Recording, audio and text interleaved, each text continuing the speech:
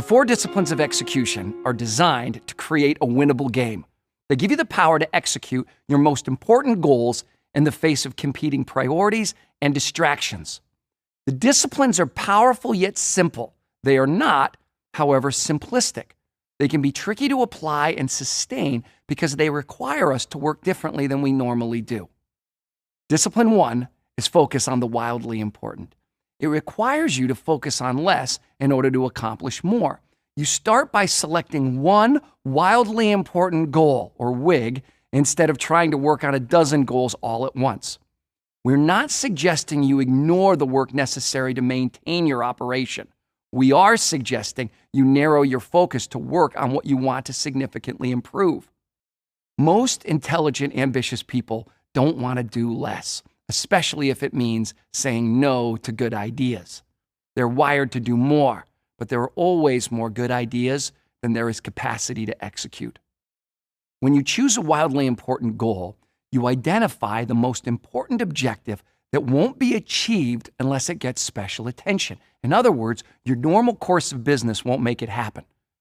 To define a WIG, identify where you are now, where you want to be, and by when. Said differently, you define a starting line, a finish line, and a deadline. Psychologically, it's very important to have a single measure of success.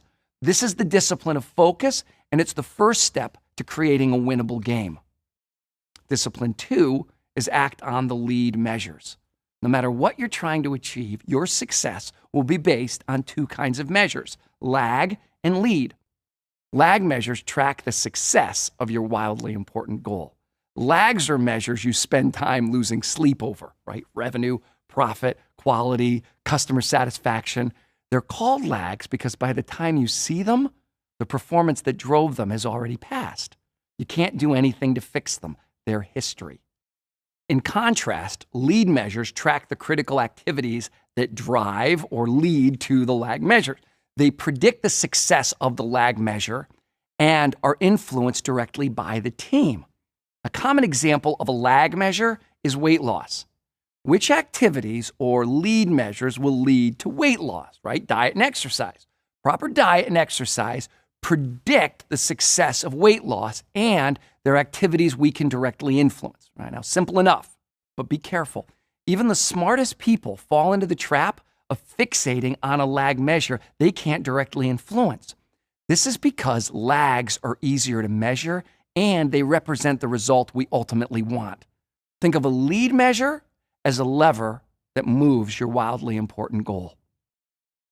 Discipline 3 is keeping a compelling scoreboard. People play differently when they are keeping score. If you doubt this, watch a group of teenagers playing basketball. See how the game changes the minute scorekeeping begins. It's not a subtle change. The lag and lead measures won't have much meaning to the team unless they can see the progress in real time. Bowling through a curtain is not that much fun. Discipline 3 is the discipline of engagement. People perform best when they are emotionally engaged, and the highest level of engagement comes when people know the score, whether they are winning or losing the game. It's that simple. The best scoreboard is designed for and often by the players. A player's scoreboard is quite different from the complex scoreboard coaches love to make. If players know the score, if they can influence the lead measure, and if the lead measure moves the lag measures, you know you have a winnable game. Disciplines 1, 2, and 3 are nothing more than a formula for creating a winnable game. Discipline 4 is how we play that game. Discipline 4 is create a cadence of accountability. The cadence of accountability is a rhythm of regular and frequent team meetings that focus on the wildly important goal. These meetings happen weekly, sometimes daily. Ideally, they last no more than 20 minutes. In that brief time, team members hold each other accountable for commitments made to move the score. The secret to Discipline 4, in addition to the weekly cadence, are the commitments that team members create in the meeting. One by one, team members answer a simple question. What are the 1 or 2 most important things I can do this week that will have the biggest impact on the scoreboard? In the meeting, each team member reports first if they met last week's commitments, second, If the commitments move the lead and lag measure on the scoreboard. And finally, which commitments they will make for the upcoming week. People are more likely to commit to their own ideas than to orders from above.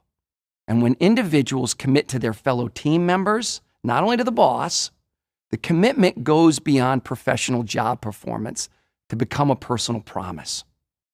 When the team sees they are having a direct impact on the wildly important goal, they know they are winning. And nothing drives morale and engagement more than winning.